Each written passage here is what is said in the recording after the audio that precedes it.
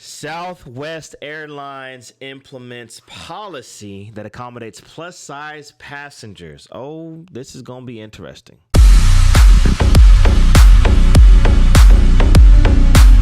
It's one of the most read stories right now on news4jax.com. Southwest Airlines' controversial new policy that gives plus-size passengers an extra seat on the plane for free if they need the extra room. Tarek Miner's here now after speaking with an aviation expert about Southwest's customer of size policy. And Tarek, why the airline may be making these changes. Well, you know, this has quickly become a viral story on social media. Some flyers are praising Southwest Airlines and calling this policy the right thing to do to accommodate passengers of all sizes. Others are weighing in and accusing the airline of rewarding obesity by giving passengers a free seat. We spoke with a local aviation expert who says he thinks you get a free seat for plus size. Okay. Huh. All right, let's see what they're talking about. Much more behind Southwest Airlines' latest move. And I think the need to be able to evacuate the airplane swiftly in the event of an emergency is really going to be the overriding concern. Aviation expert Ed Booth says Southwest Airlines' customers of size policy makes every passenger on the plane safer by making the potential evacuation easier. It's a policy that's garnering national attention 11 days from Christmas when airline so why are they showing these pictures of these people with their bellies busting out their shirts? I mean, I get that. I mean, in other countries, it may not be the norm, but in America, it's kind of normal to see. Aviation expert Ed Booth says Southwest Airlines. It's kind of normal to see this in America. Customers of size policy makes every passenger on the plane safe. I mean, I've flown plenty of times, and I've sat next to people that look like that. It's no problem. I don't understand the. Let me see. Booth says Southwest Airlines customers of size policy makes every passenger on the plane safer by making the potential evacuation easier. It's a policy that's garnering national. Showing that. Is this what they're talking about? There's a lot of people that fly planes that look like that. 11 days from Christmas, when airline travel is expected to be the highest in years. Booth says the policy could create a fair share of problems. I think so. If I pay for my ticket 3 months in advance and show up the required hour or two before the flight leaves, check in, and then I'm told at the last minute I'm going to have to leave the airplane to accommodate another passenger who needs 2 seats, I'm not going to be very happy, and that's understandable. Southwest Airlines policy states that customers who encroach upon any part of their neighboring seat may proactively purchase the needed number of seats prior to travel. The armrest is considered to be the definitive boundary between seats. You may contact us for a refund of the cost of additional seating after you travel. You also have the option of purchasing just 1 seat and then discussing your seating needs with customer service. Plus-size traveler Jalen Cheney launched a petition. People that are like that size, that's not normal. I've seen, the dad bod, the belly kind of hanging out. Literally every guy that works a corporate job, not every guy, but most people that work office jobs and something like that, they all look like that. And I've flown planes with plenty of them, and it's not a problem. But I guess women who maybe this, I don't know how big this woman is. But, April calling for the FAA to require. Okay, I see. So a woman that's like, or a person that's that size, you get a free seat. Well, I mean, it's customer service. It's customer service. Airlines to implement a clear customer of size policy. Cheney writing, it's not just about me, it's about amplifying the voices of countless individuals who have faced obstacles while traveling. The FAA also received a flood of complaints about the size of airline seats, which have been shrinking in size over the years. They have been? Okay. Then again, I don't fly Southwestern. I've never flown Southwestern. I don't plan to. I'm loyal to my airline.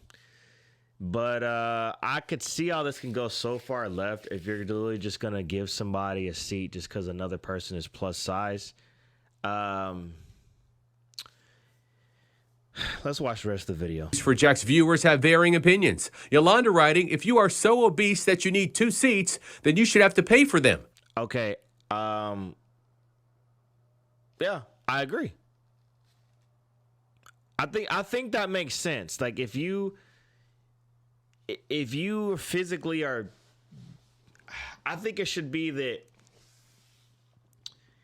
if you are physically too big to fit on the plane and you need 2 seats, I think you should pay for 2 of them. Like you reserve your seats ahead of time like everybody else, but they reimburse you for 1 when you land. So you don't have this situation where you bought 1 seat, you get to the airport, and then another person has to get off the plane. No, it's like you've already reserved that seat way ahead of time. So now it's not a issue whenever I get to the plane. I have to it's a surprise to me that I have to get kicked off the plane because of you. No, you reserve the 2 seats in advance, but they should reimburse them for that second seat.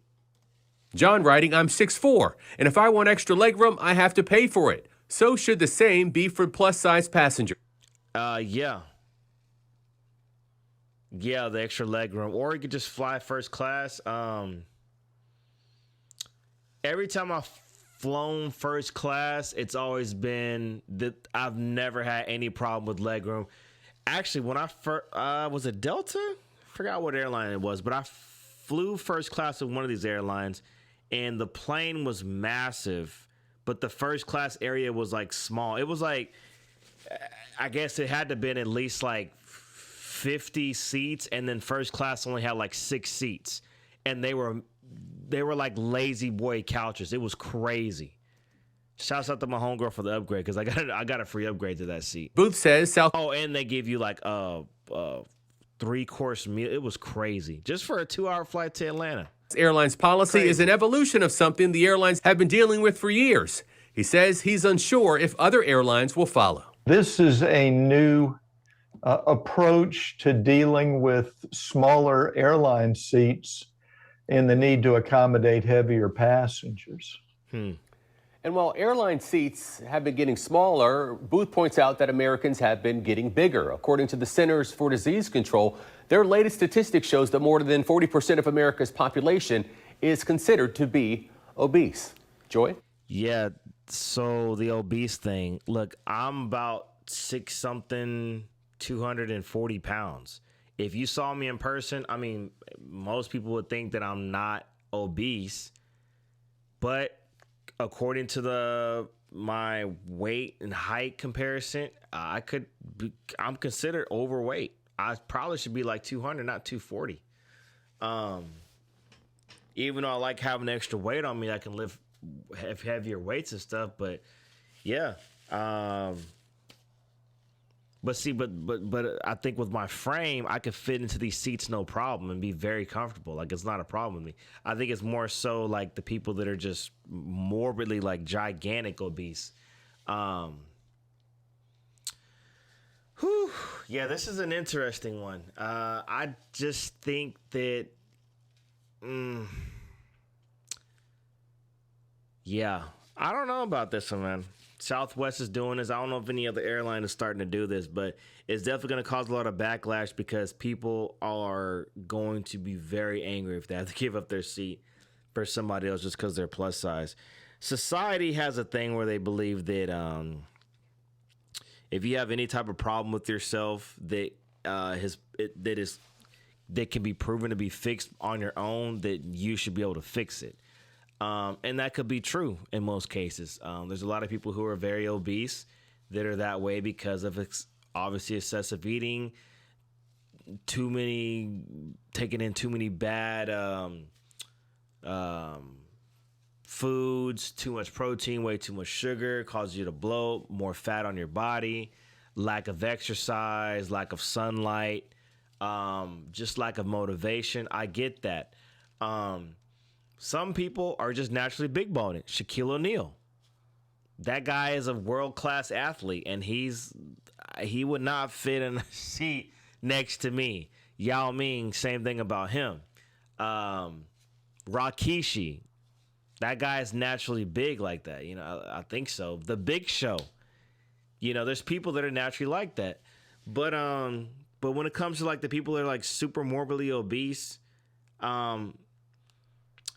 one thing that you don't do is get online. You talk down on people. That's one thing that you don't do.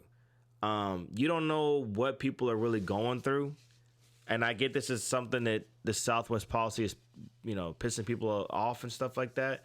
But all the jokes that I've seen, I'm not going to scroll down to the comments because I know it's people that are very rude, but all the jokes and all that, that's not a good way to go about it. Because think about you. What if their situation was stress eating? They could have lost a family member or just been through something really intense. And when you go through a lot of stress, sometimes your mind just doesn't know how to react and how to cope with it. So maybe you stress eat, stress smoke, stress exercise, stress something, have a vice or whatever. It could happen to you. You could go through a traumatic incident in your life, and next thing you know, you're stress eating, and now you're more morbidly obese, just like the people you were making fun of. And you won't even realize it because the stress will overcome you so much to the point you don't notice. So that's why it's never good to make fun of people because of how they look or the situation. Matter of fact, we should just be trying to find solutions to help these people. Because it is scientifically proven that being morbidly obese is not healthy. I mean, just like I said, I'm 6 foot something, 240 pounds. I'm actually considered overweight. I don't feel like I'm overweight. I can damn near do a backflip, all that. But still, my body is not optimal. So I got work to do too. But yeah, man, Southwest Airlines, I just think they should make the policy where, yeah, you do have to buy 2 seats, but they reimburse you as soon as you land. And I say that I think they should buy the seats so that people know ahead of time that, hey, I'm not going to get kicked off because the seat is already reserved ahead of time.